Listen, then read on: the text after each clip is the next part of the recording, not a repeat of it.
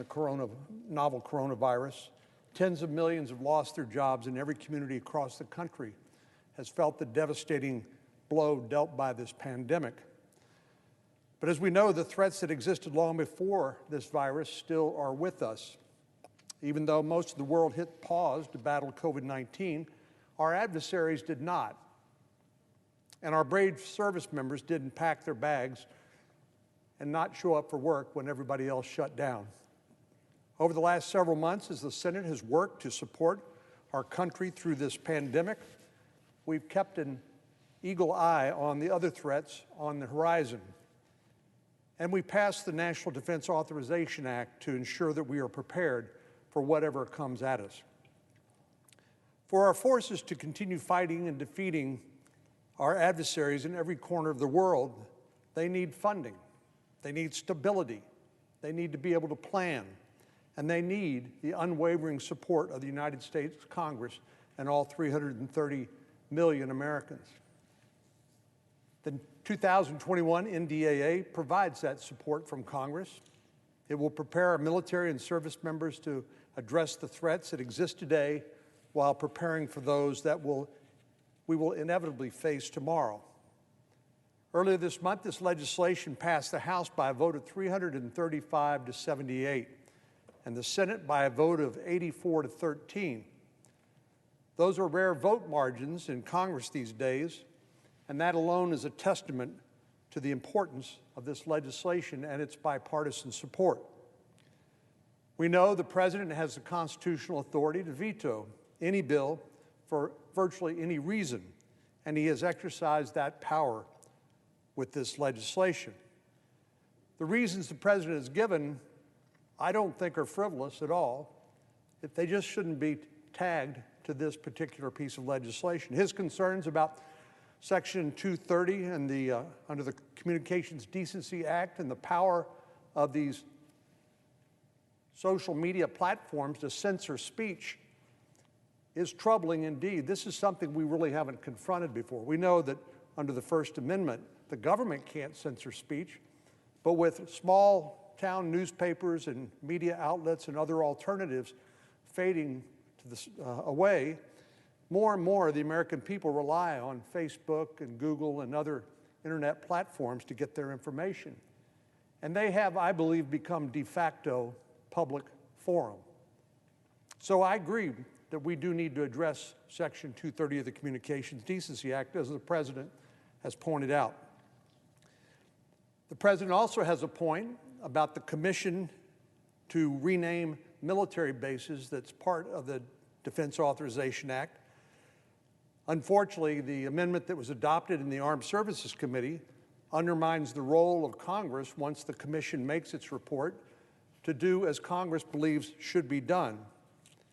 But the truth is, as we've learned from our friends across the pond in the UK, no parliament can bind a future parliament, and indeed no Congress can bind a future Congress. That's true.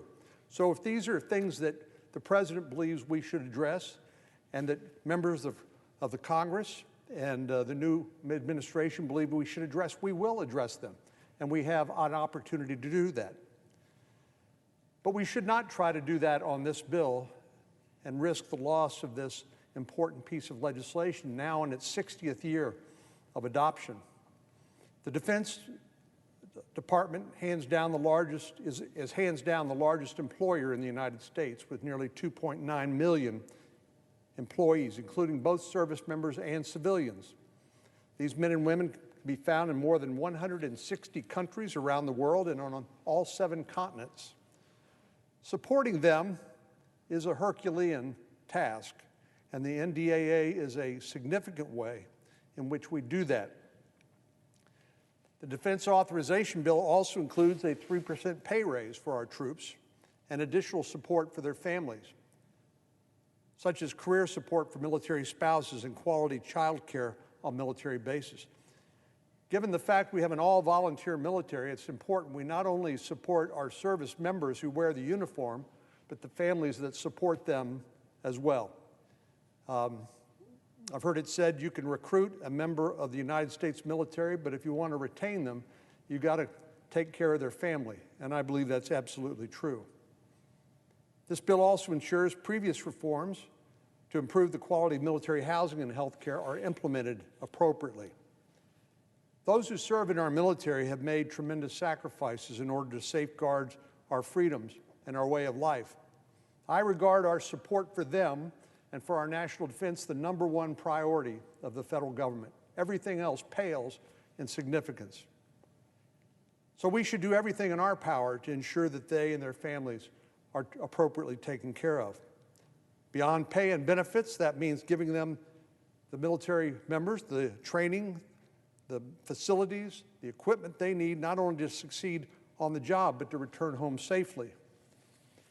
The NDAA authorizes military construction projects across the country, including $183 million in Texas, which will bring serious updates and improvements to our military bases. At Joint Base San Antonio, this funding will provide for a range of new facilities, including a barracks, a flight simulation system, and an F-16 mission training center. At Joint Reserve Base Fort Worth, it will support an F-35 operations and maintenance facility, vehicle maintenance shop, and an aircraft maintenance hangar. It will also support fuel facilities at Fort Hood and provide additional funding for the Pantex plant in Amarillo, which maintains a large portion of our nuclear stockpile.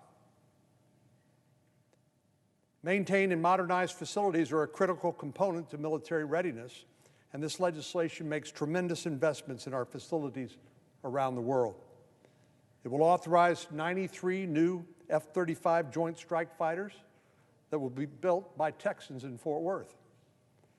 As we work to counter increasingly sophisticated adversaries around the world, this investment in our military readiness could not be more important. In addition to supporting our members in uniform and ensuring they're ready for action when called upon, the NDAA helps our military take stock of the evolving threat landscape and ensure that our country is taking active steps to counter threats on the horizon. In recent years, China and Russia have risen to the top of the threats to our world, to our country, and to world order, with China now assuming the #1 role. We remember the Cold War after World War II, where we've sought to contain and counter Soviet expansionism, and actually the mutual deterrence that we've established during that time has worked. But China is a unique challenge, and none of the old rules apply to China. They're increasingly belligerent and well-resourced and continue to demonstrate a lack of respect not only for the U.S. and our closest allies, but for basic human rights. The Chinese government continues its disturbing and unacceptable genocide against the Uyghur people. The so-called political re-education camps are nothing more than concentration camps where Uyghurs are tortured. Recent reporting has found that the treatment in these camps often includes forced abortions, birth control, and sterilization. And China continues to chip away at the freedoms and autonomy of Hong Kong, notwithstanding its promises to the contrary, using a so-called national security law to extinguish opposition to the Chinese Communist Party and to deny the people of Hong Kong the freedoms that they were promised. As I mentioned, though China doesn't stand alone as a threat to the world, Russia has become increasingly aggressive around the world in its efforts to wreak chaos and sow discord. Since their attempts to interfere with the 2016 election, we've witnessed aggression after aggression from Russia, not just here in the cyberspace, but around the world. From Russian-backed mercenaries fighting in the Middle East, to its attempt to steal the coronavirus vaccine research, and in the last few weeks, a massive cyber attack on U.S. government agencies. Russia continues to undermine the U.S. and our allies and shows no signs of stopping. It's become increasingly clear, if it wasn't already, that China and Russia adhere to no rules and no principles but their own. As the National Defense Strategy outlined, the threats posed by these two countries are increasingly dangerous, and countering these growing threats requires a clear and concentrated effort from Congress. That's exactly why passing the NDAA, the National Defense Authorization Act, is so important. This legislation prioritizes strategic competition with China and Russia and takes a strong approach to counter the threats posed by adversaries around the world. It will build on the progress we've made in recent years to strengthen our military after the draconian cuts during the Obama-Biden administration and achieve peace through strength. Over the last several decades, the NDAA has provided an annual opportunity for us to take stock of the evolving threat landscape and ensure that our national defense is prepared to meet the challenges, not only of today, but of tomorrow. And this year's Defense Authorization Act is no exception. It takes a strong approach to counter the threats posed by our adversaries around the world. It invests in modernized national defense that's critical to maintaining peace through strength, and it provides support for our service members and their families. And above all, it sends a message to the world that our country is and will remain the global military leader. I've supported this legislation on the Senate floor many times, and I'll do so once again when the opportunity to vote to override the veto presents itself. One of Congress's most critical responsibilities is to provide for the common defense, and the NDAA, the National Defense Authorization Act, is how we will deliver. Madam President, I yield the floor, and I'd note the absence of a quorum. The clerk will call the roll. Mr. Alexander.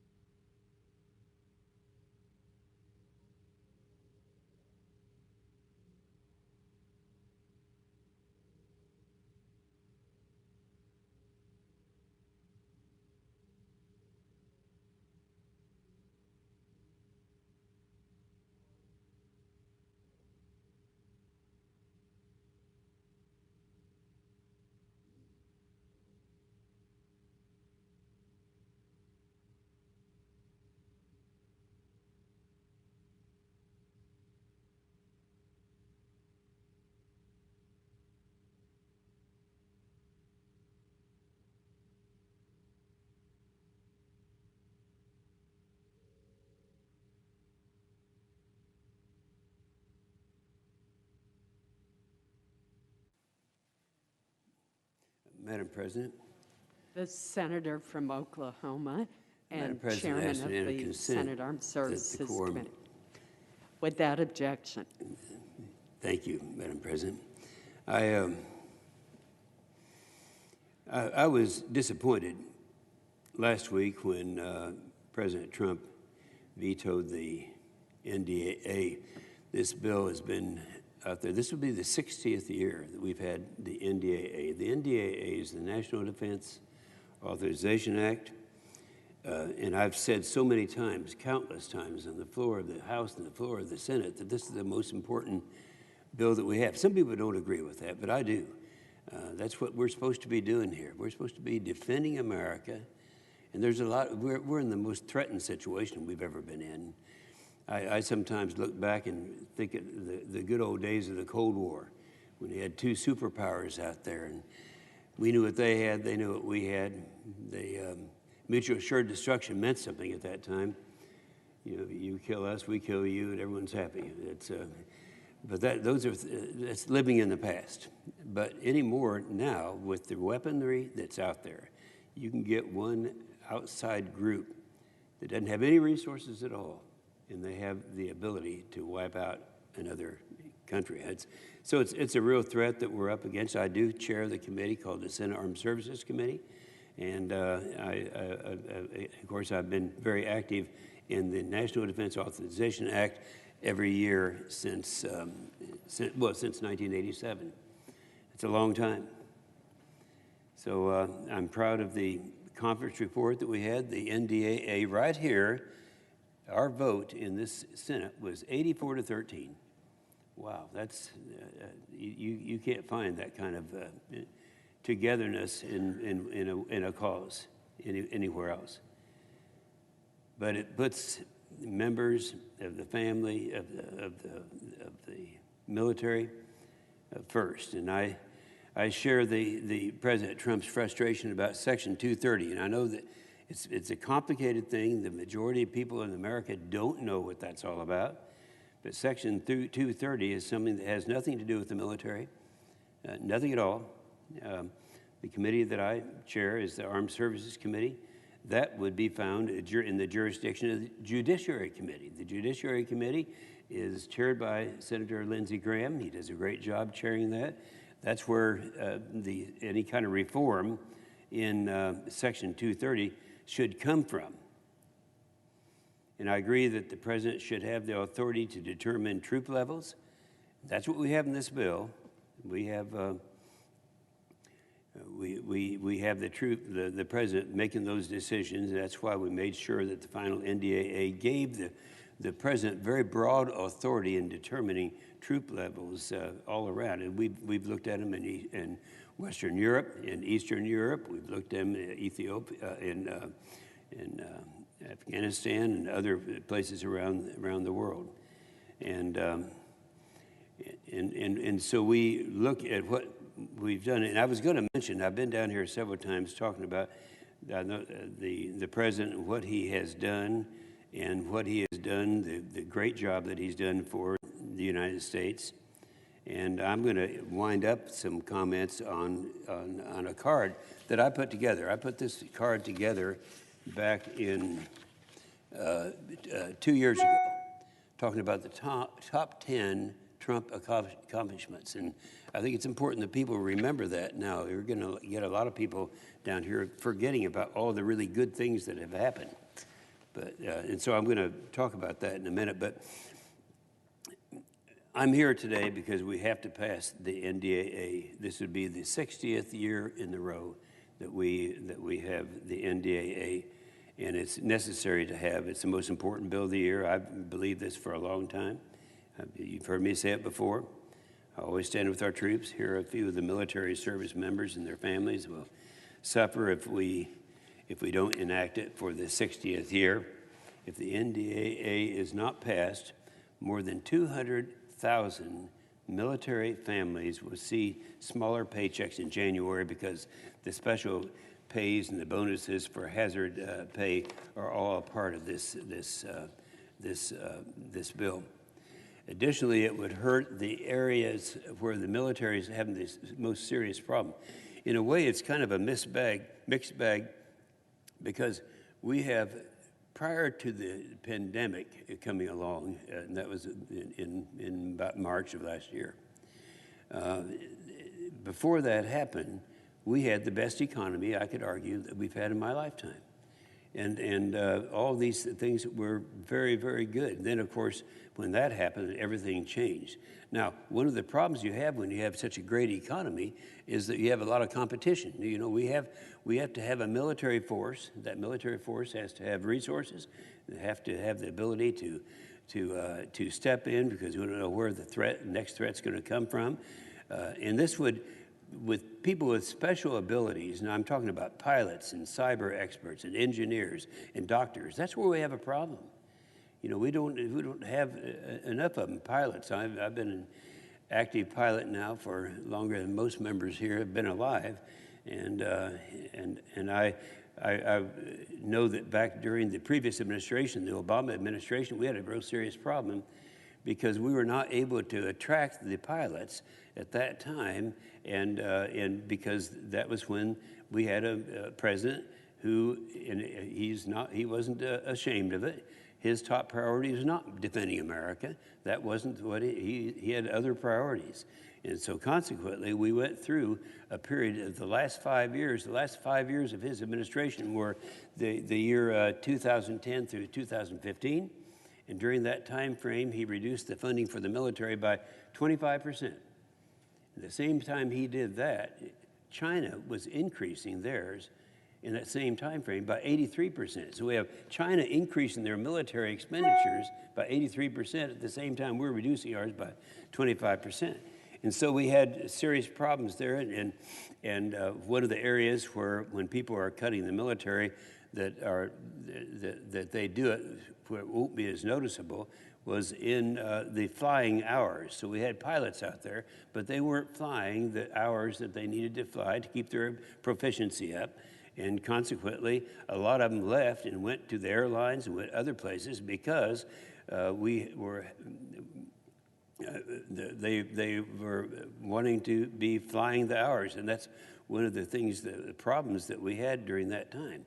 So we have the military's ability to recruit and retain service members that are in the shortest supply. And as I mentioned, that would be things like cyber experts and engineers and doctors.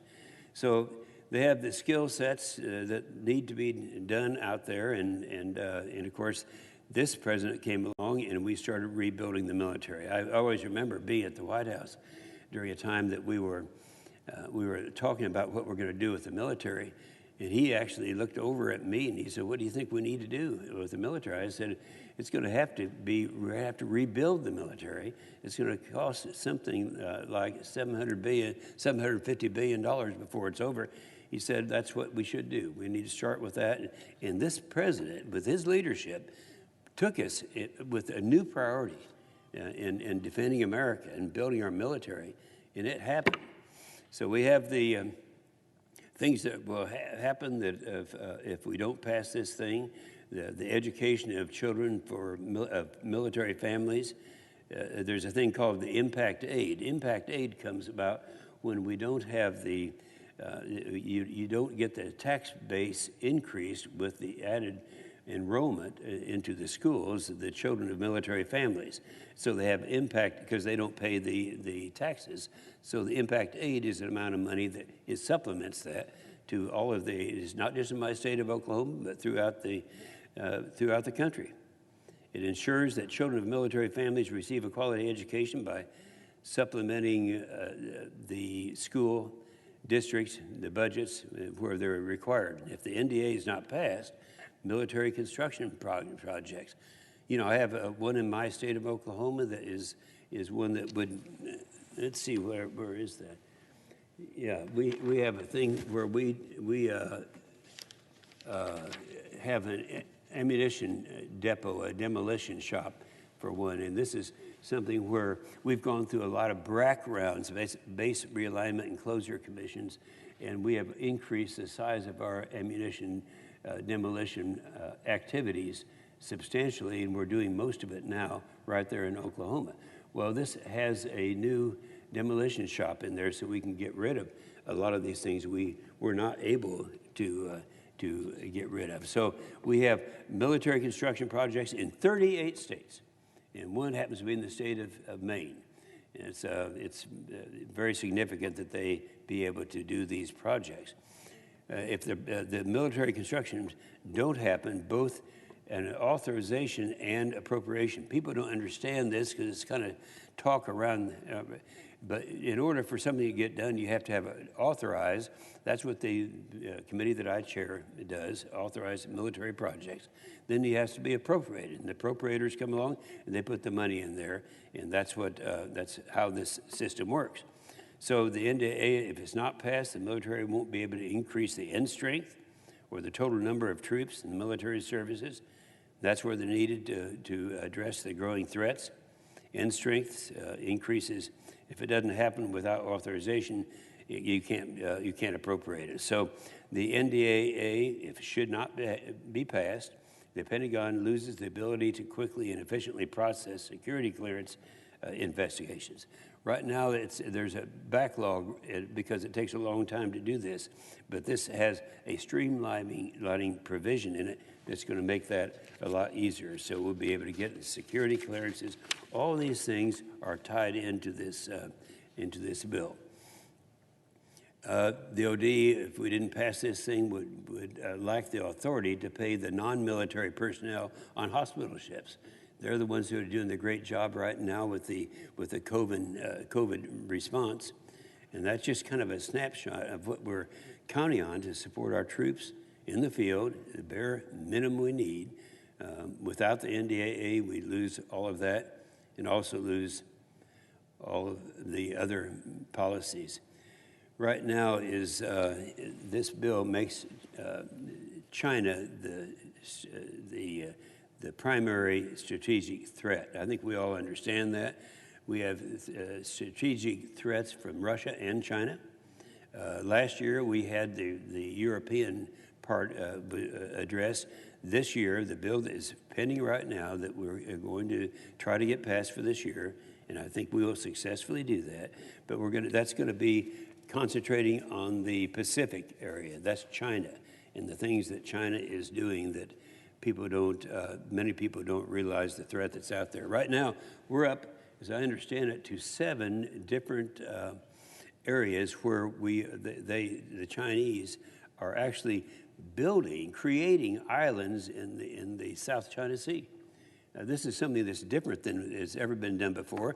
I've always contended it's still illegal, but they're still doing it. They're doing it, and that's what they are, the effort that they're making there. And if you go into these islands where they're rebuilding, it's almost as if China is preparing for World War III. All of them are, and this is what is happening right now. Right now we know about this SolarWinds hack, the hack that we're facing. That's something where we have language to deal with that in the Defense Authorization Bill. The new Hunt Forward authority that allows our cyber operators to do more work to find malicious actors proactively. And this is something that we need to get done for the safety, for the defense of our country. It implements the Cyber Solarium Commission and the recommendations. There are 27 recommendations that they have in this commission. And it establishes a new national cyber director. These are things where it's a moving target. There's a lot of things that we're doing now that we should have been doing before, and it took China and Russia to kind of forge ahead of us, as they did in the previous administration, to remind us that we have these very serious problems. So our troops need the NDAA, and it's our responsibility to make sure that they have the equipment and the training and the resources to complete the mission and return home safely. I'll close with this one reminder. On December the 29th, 1777, 243 years ago today, General George Washington wrote to the Continental Congress imploring that they need to provide the resources his troops needed. He wrote, and this is a quote from that, he said, "I hope that the supplies they will be able to furnish in aid of those which Congress may immediately import themselves will be equal and competent to every demand. If they do not, I fear I am satisfied the troops will never be in a situation to answer the public expectation and perform the duties required of them." That's just true today as it was in 1777. So we've got to do that.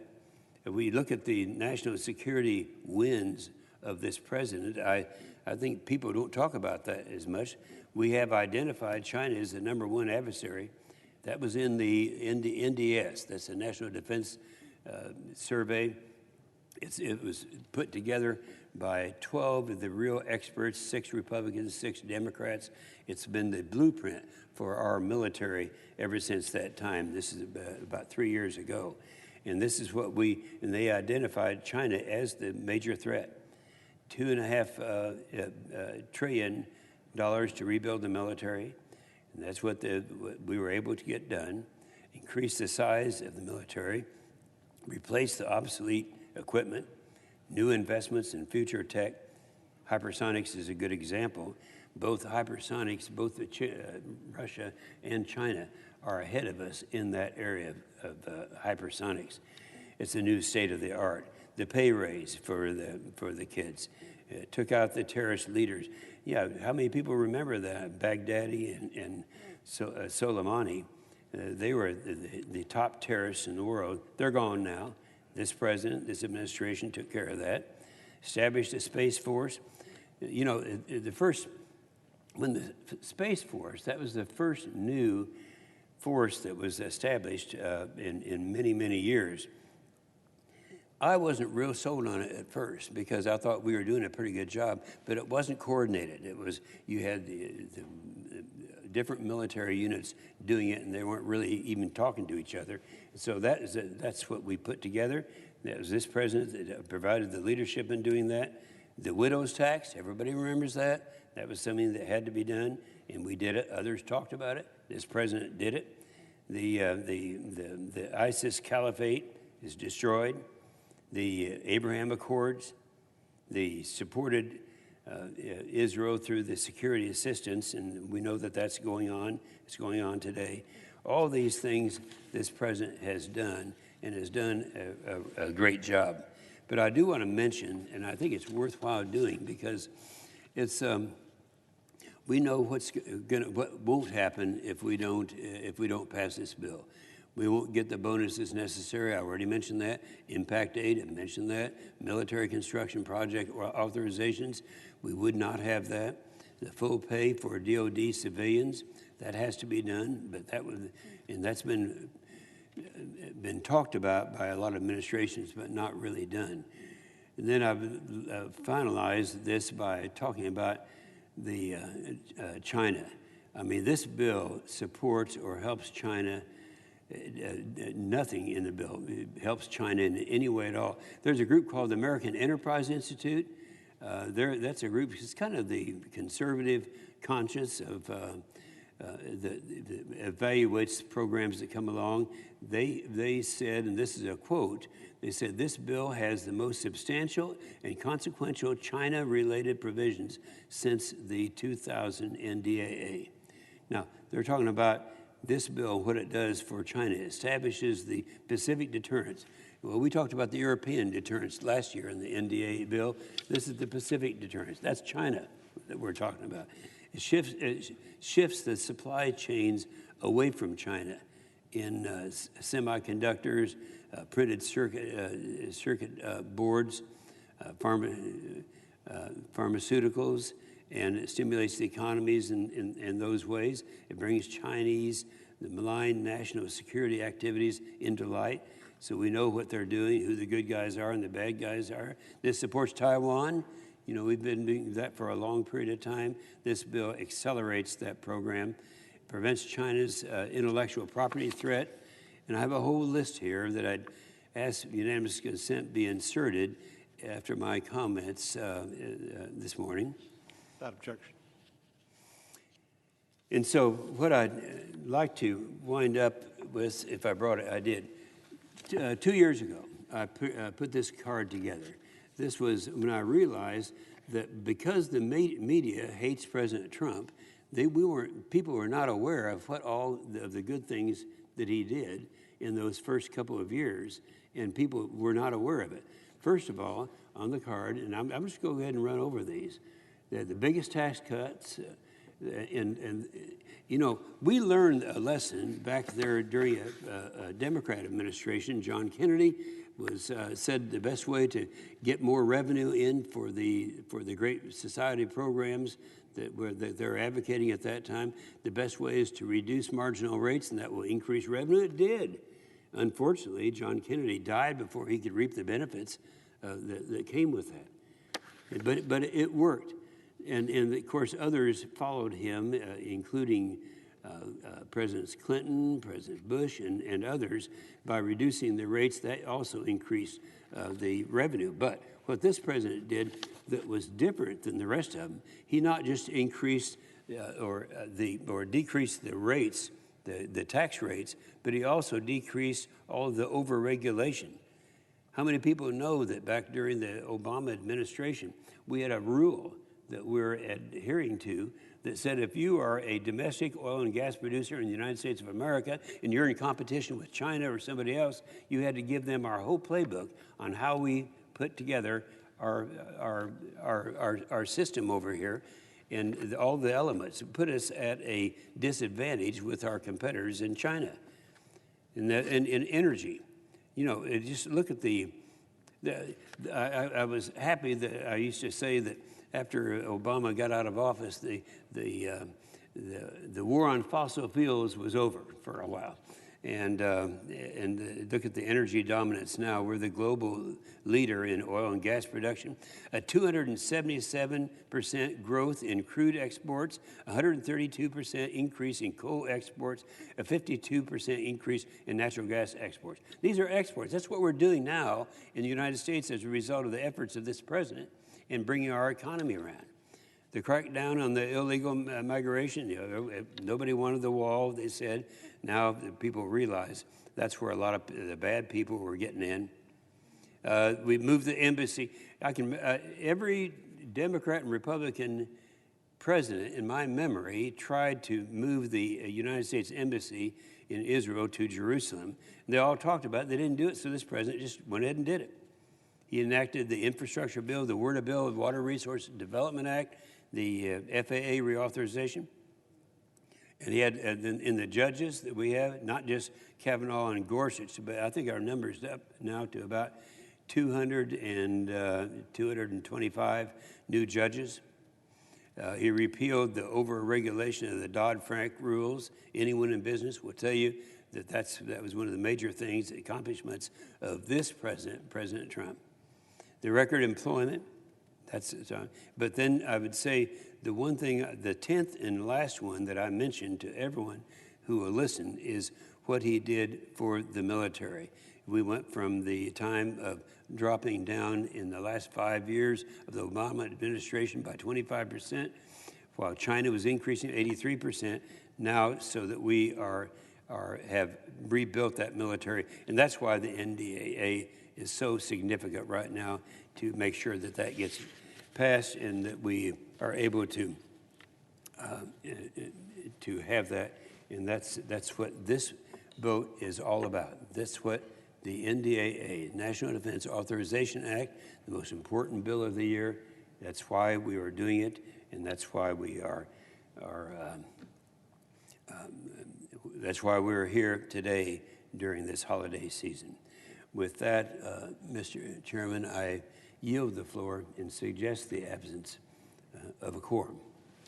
Clerk will call the roll. Mr. Alexander.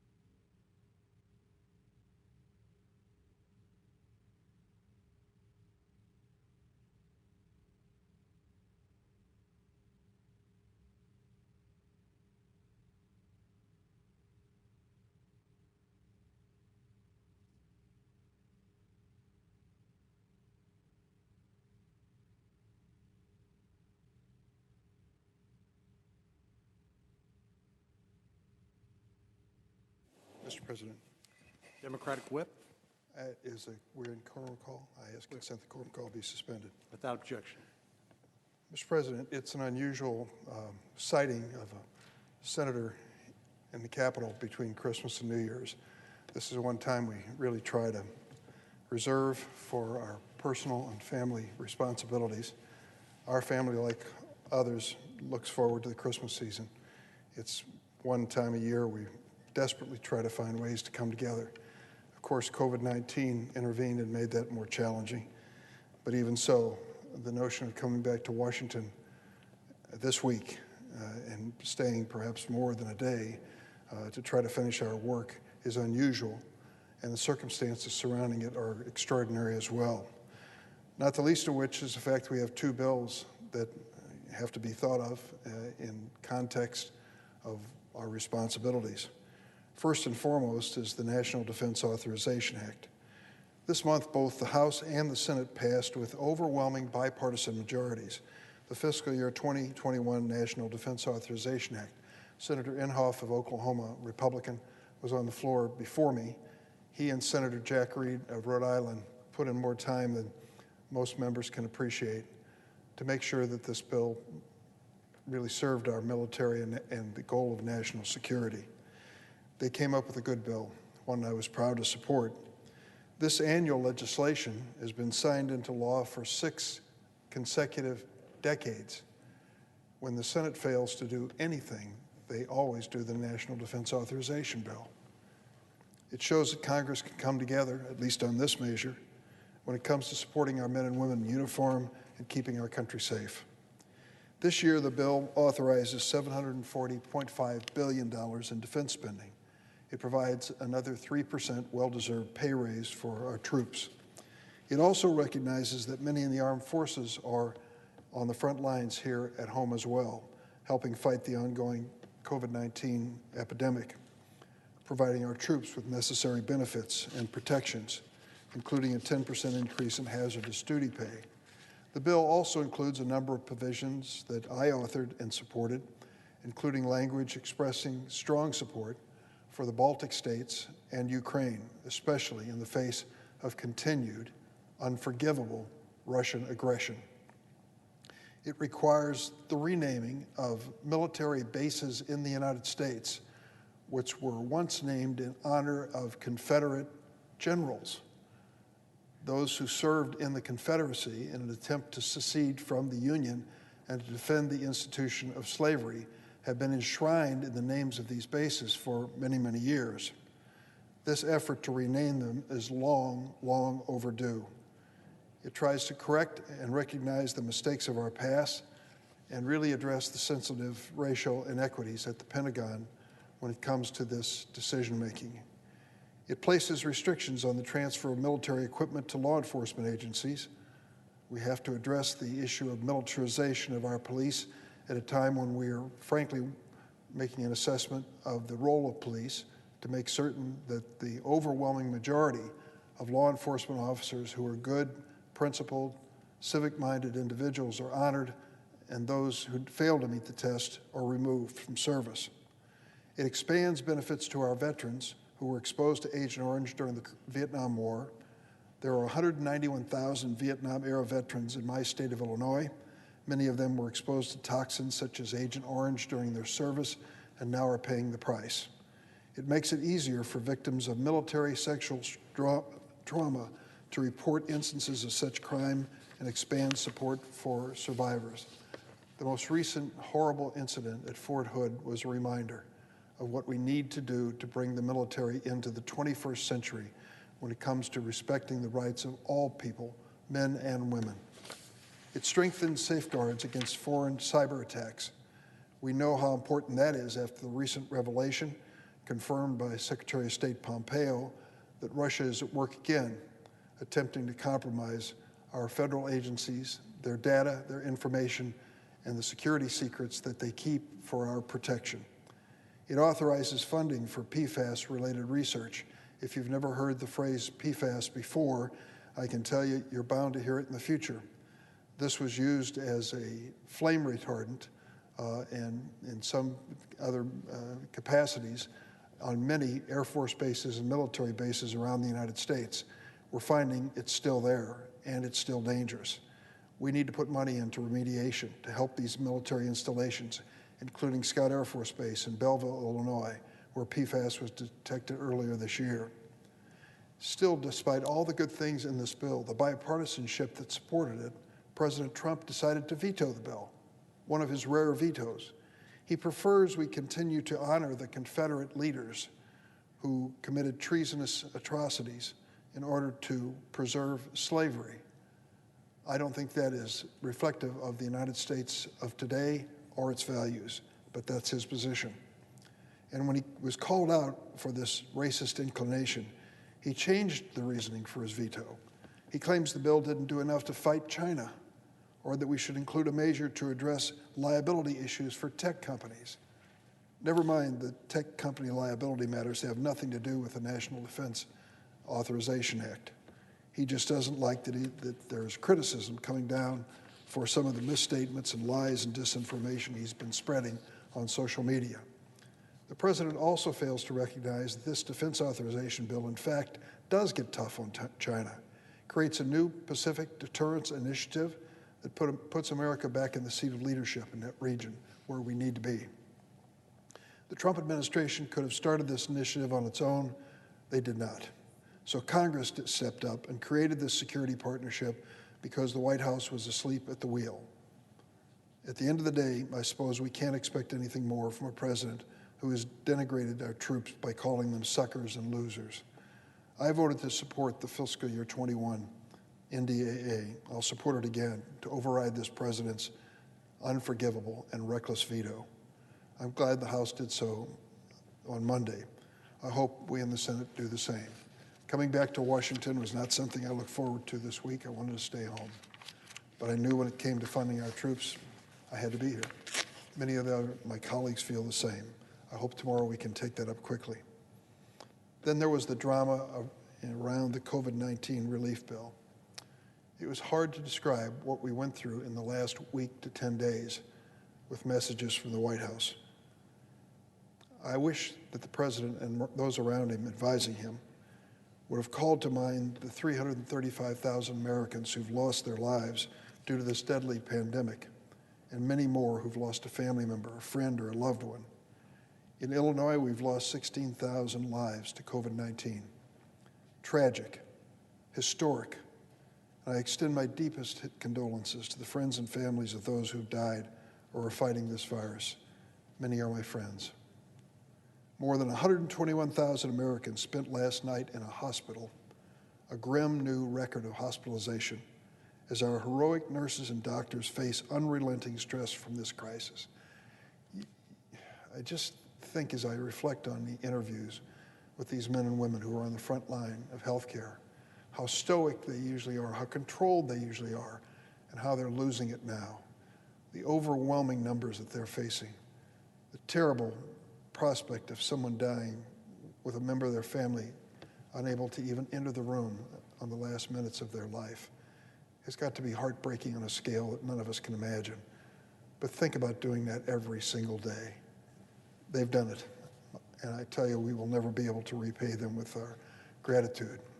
They are true American heroes.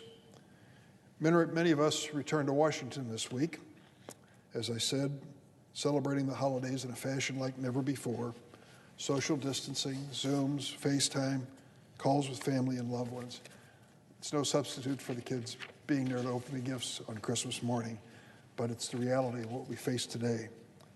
There is some hope on the horizon, and though I've been critical many times of the Trump administration, I do want to give the president credit for the Warp Speed program.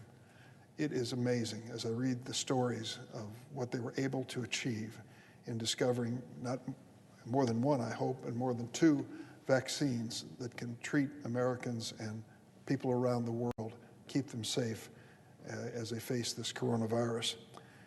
We broke all the records in the discovery of these vaccines, and as I read about it, I am continued to be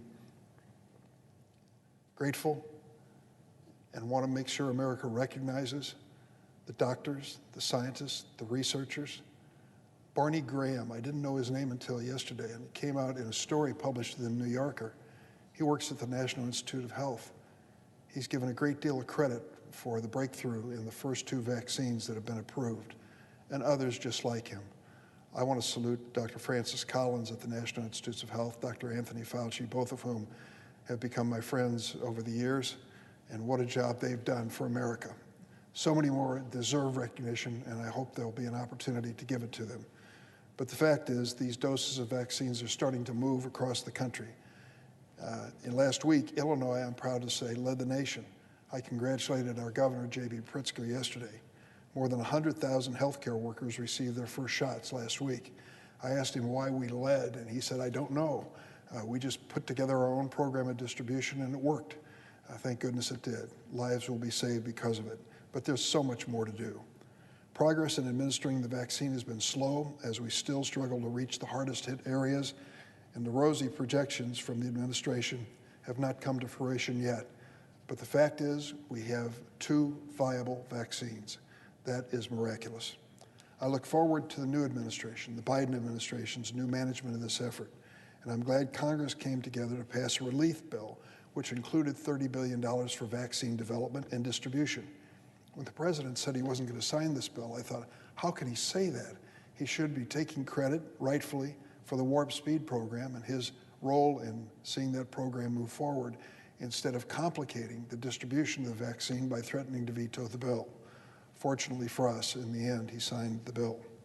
On Sunday evening, the president signed the bipartisan annual spending bill and the COVID-19 relief bill. There were complaints about the size of the bill. Well, the entire federal budget was included in that bill, as well as the COVID-19 relief undertaking, as well as many other bills, such as the Water Resources Development Act. All of these are major pieces of legislation. They were combined in one bill that went way beyond 5,000 pages. Unfortunately, the president delayed in signing the bill and created needless uncertainty in America, particularly among the unemployed and others who are suffering from this public health and economic crisis. This agreement provides much needed support for many of them, and they'll have some delay in receiving their checks because of the president's period of indecision. Enhanced unemployment benefits at $300 a week and an extension of the unemployment program created under the CARES Act through March 14th will bring real relief to many millions of families. $325 billion, possibly the largest single item in the COVID relief bill, went to provide our nation's ailing small businesses another chance at survival. The Paycheck Protection Program worked in the initial CARES Act. It was renewed in this undertaking. An extension of the federal eviction moratorium through January 2021, coupled with $25 billion in emergency rental assistance, will literally mean that people are not evicted right after Christmas. Approximately $850 million is going to Illinois to help keep families in their homes during this pandemic. The 15% increase in nutrition assistance is certainly needed. It goes through the SNAP program, which was historically known as food stamps, to make sure that families do have something on the table. I can tell you, I woke up this morning in Springfield, Illinois, to look at the front page newspaper to learn that an anonymous donor had given our local food bank $500,000. And the people of the food bank were, of course, appreciative and said they desperately needed it in my hometown and in towns all across America. So this increase in food stamp assistance is long overdue, and I'm glad it was included. The bill included a number of important measures, but we have to go to work to make sure that we deal with the short-term emergency response to this bill, but do more. We address the needs to meet the needs of the pandemic immediately, but more will follow. It was a tough negotiation and honest compromise. I was happy to be part of a bipartisan group of senators who may have got the ball rolling, at least we think we did, and handed it over to the leaders to finish the job. I think what we achieved on a bipartisan basis was largely included in the final bill, and it addressed the major elements that were necessary. One of the most important items that Congress failed to reach an agreement on was funding for state and local governments. States and localities are struggling with increased costs and decreased revenues due to the pandemic. By this summer, my home state of Illinois will have lost more than $5 billion in revenues. I can tell you that that's going to cause pain and cutbacks. This is not money that was lost in our pension system, which has its own share of troubles, but money that is directly attributable to the downturn in revenues because of the COVID-19 pandemic. It isn't just happening in Illinois, it's happening all around the country, in red and blue states, our neighboring state of Kentucky to the south of us, facing the same hardships we are.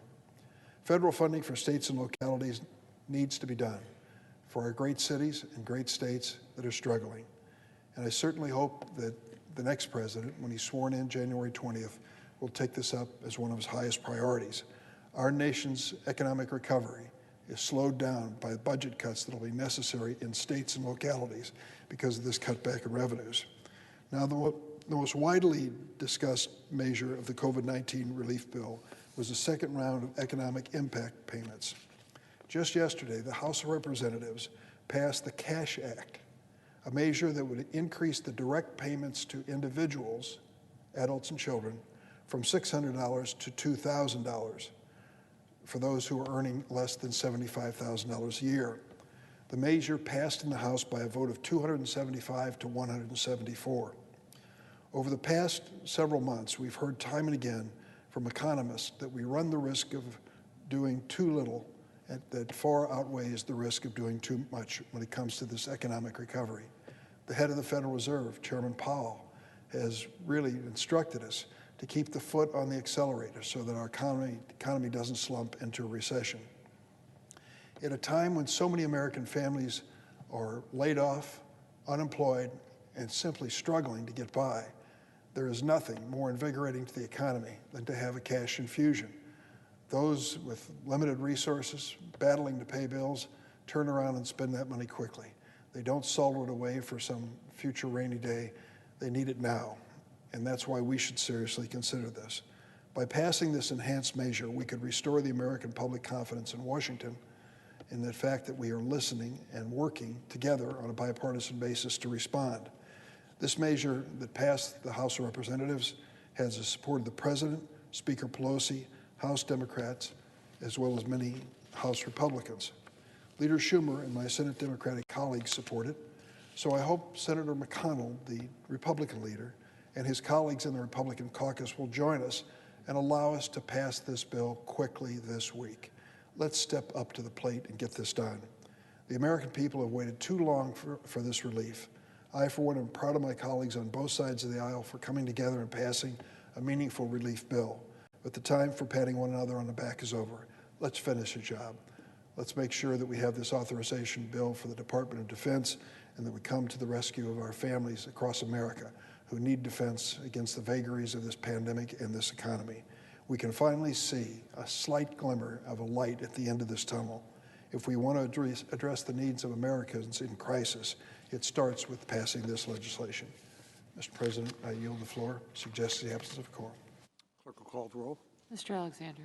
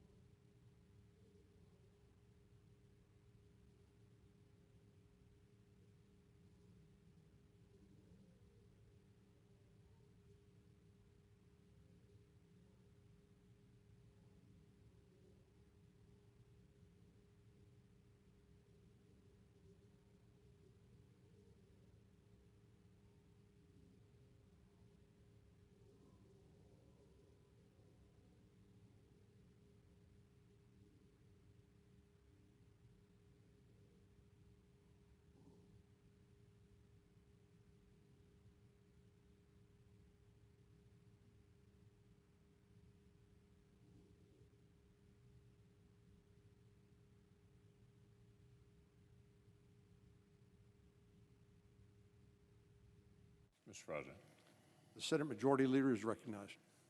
I ask consent that further proceedings on the quorum call be dispensed with. Without objection. So, Mr. President, for the information of all senators, we'll have a live quorum call at 5 p.m. tomorrow, followed immediately by a roll call vote on proceeding to the veto message on the NDAA. So senators should be on the floor at that time. Again, that's 5 p.m. tomorrow. I understand there are 2 bills at the desk, and I ask for their first reading in block. The clerk will read the title of the bills for the first time. S5085, a bill to amend the Internal Revenue Code of 1986 to increase the additional 2020 recovery rebates and so forth and for other purposes. H.R. 9051, an act to amend the Internal Revenue Code of 1986 to increase recovery rebate amounts and so forth and for other purposes. I now ask for second reading, and I object to my own request, all in block. Objection having been heard, the bills will receive their second reading on the next legislative day.